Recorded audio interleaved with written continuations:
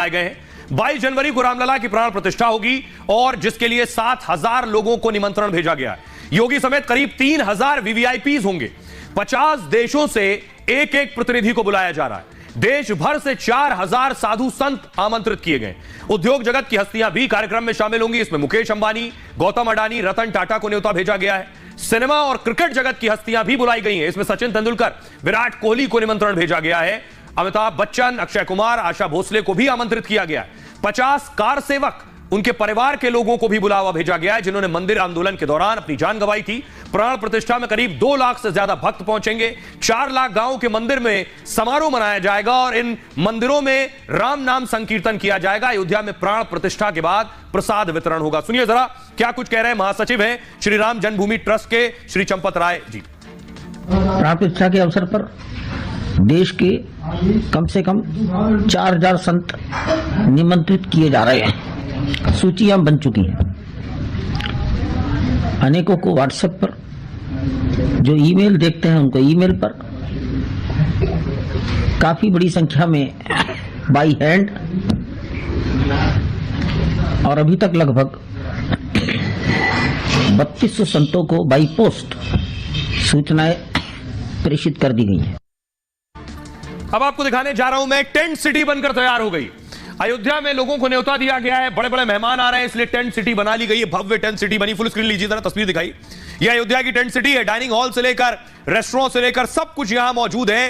इस स्तर की तैयारी प्राण प्रतिष्ठा के मौके पर की जा रही है अयोध्या में। अब मैं आपको एक और तस्वीर दिखाऊंगा, बड़ी दिलचस्प तस्वीर। अगली तस्वीर देखिए जरा। ये जो आप देख रहे हैं अयोध्या की पावन रज, ये थाईलैंड से मिट्टी आई है। थाईलैंड से मिट्टी आई है। राम की पूजा थाईलैंड में भी होती है, आपको बताऊं। और जो थाईलैंड में जो राजा हैं वो अपने आप को राम के वंशज मानते हैं, इसलिए थाईलैंड से भी मिट्टी लाई गई है। अगली तस्वीर दिखाइए। घी देखिए कहां से आया है। ये लीजिए फुल स्क्रीन। ये घी है, जो घी देसी घी है, बैल रथ से आ रहा है। देखिए जरा, ये बैल रथ से घी अयोध्या पहुंच रहा है। कई जिलों शहरों से होता हुआ बैल रथ से ये घी आया है। मैं आपको बताता हूं, देखिए जोधपुर से लगभग 1200 किलोमीटर का सफर तय करके ये घी यहां पहुंचा। ये पूरा आप रूट देख रहे हैं। ये जोधपुर से घी आया है। जोधपुर से ये पाली ले जाया गया, बैल के जरिए आया। ये जो बैल रथ देख रहे हैं, जोधपुर से पाली, पाली से अजमेर, अजमेर से जयपुर, फिर भरतपुर, फिर मथुरा, लखनऊ और लखनऊ के बाद अयोध्या इस रूट से पहुंचा। आइए इस घी के बारे में मैं आपको बताऊं।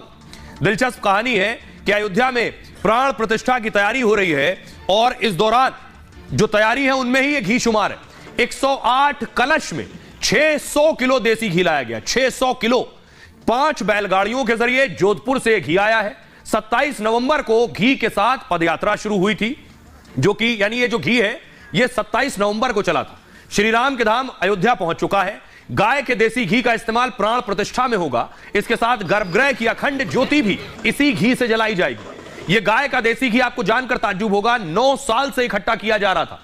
जब मंदिर निर्माण की कोई स्पष्ट जानकारी नहीं थी, तब से लोग राम मंदिर के लिए घी तैयार कर रहे थे।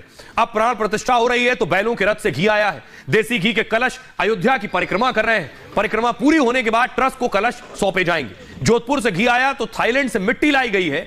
उत्तर प्रदेश के अयोध्या की तरह थाईलैंड भी अयोध्या है, थाईलैंड में भी, जिसे स्थानीय भाषा में अयोध्या कहा जाता है। हमारे यहां अयोध्या, वहां अयोध्या कहते हैं। यहां के राजवंश के हर राजा को राम का अवतार मानते हैं। श्री राम जन्मभूमि ट्रस्ट कोषाध्यक्ष गोविंद देव महाराज और जोधपुर से लाए देसी घी संदीपनी रामजी महाराज का क्या कुछ कहना है, सुनिए।